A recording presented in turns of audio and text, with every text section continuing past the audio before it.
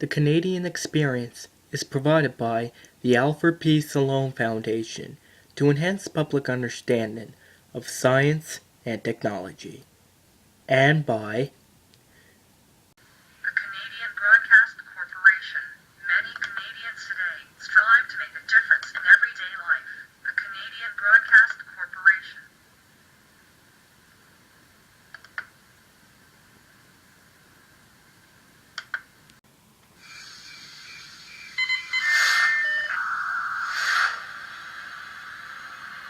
Each American experience is made possible by Liberty. Liberty Mutual Insurance. and by the Corporation for Public Broadcasting, and by contributions to your PBS station from viewers like you. Thank you.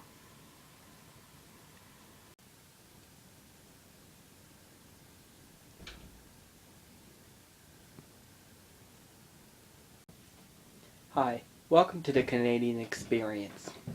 Today, we're going to learn something a bit different. Teaching. Being a teacher, it takes a lot of skills, a lot of patience, and a lot of discipline.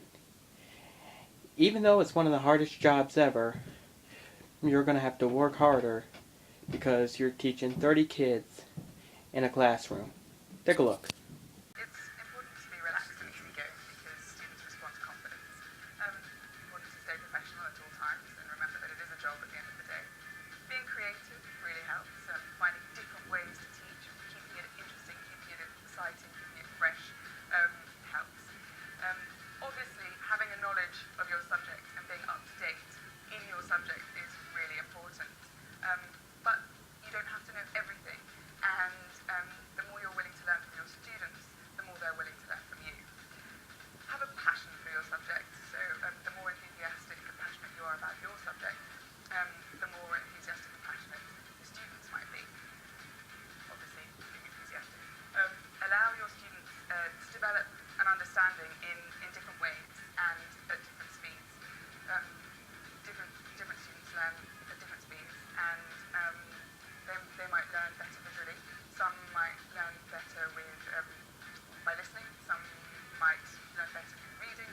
So just find the best way for your student. Demonstrate empathy. Students will get things wrong. This is the first time that they will be learning something, so it's obvious that they will make mistakes. When students make mistakes, that's a great way to start. You can encourage students to make mistakes, so they never feel pressured or bullied by any other students.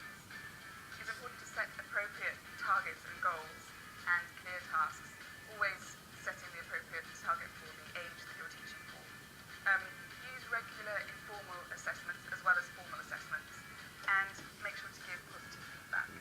So use a multisensory approach. You can use different materials, as many different materials as you can find, to keep it interesting, keep it fresh. And obviously encourage students to think for themselves. These are general tips on how to be a good teacher. But even though we know some kids just don't go to school to learn. Some kids go to get on with their garbage and to make the teacher mad, which basically sometimes that's what they do. Sometimes scaring them straight by yelling could help, but sometimes it won't, you know. And most of the time, if it's too much, a teacher would probably kick the student out. Good afternoon. My name is Andrew Reinberg, and I am one of the co-founders of New Way Schools. Many of you I've met either as a principal, leadership coach, instructional coach over the past 15 years. During that time, we've learned a lot of things about what it takes to actually improve schools. Today I'd like to talk to you about school culture and climate. One of the main things that we've learned over those years is that without a healthy school culture and climate, academic achievement is really dead on arrival. It's not going to happen. You can offer a lot of professional development to support it, but ultimately if the students are misbehaving, acting out, not showing up for school, and a whole host of other things that happen with students and their behavior, it really makes it difficult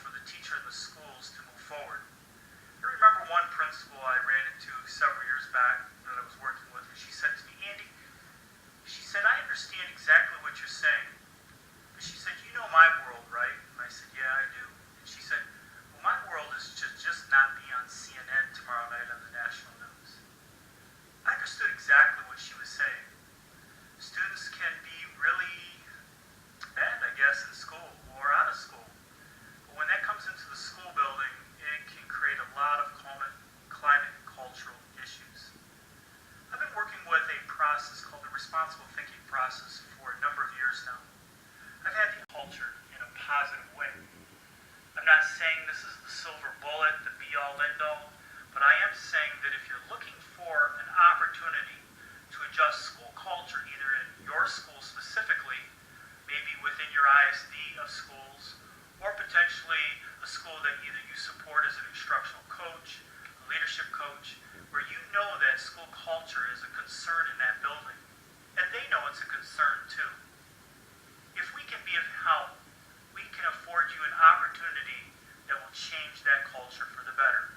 We can change student behavior by changing students with their behavior. And we do it in a proactive way, in a way that doesn't put kids out of school, in a way that teaches them the way that they should act and behave. You should be receiving, if you haven't already, a link to a video. This video is a YouTube video that we created with a variety of principals that have used this process which would change school culture. Please take a look at that link. Hopefully, you guys will know all these kinds of stuff about being a teacher. One of my friends is thinking about being a teacher, and I wish her all of the best of luck. Thank you so much. Have a good night, everyone.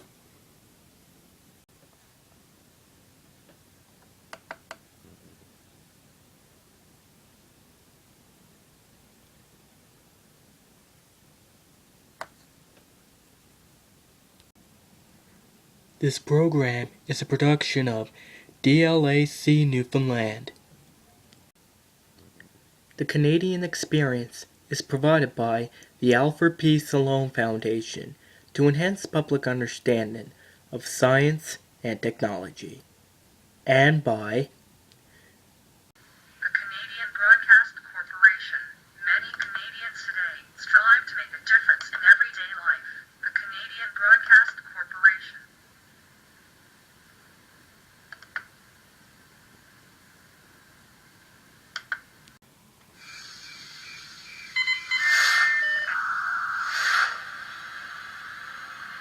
Each American experience is made possible by Liberty.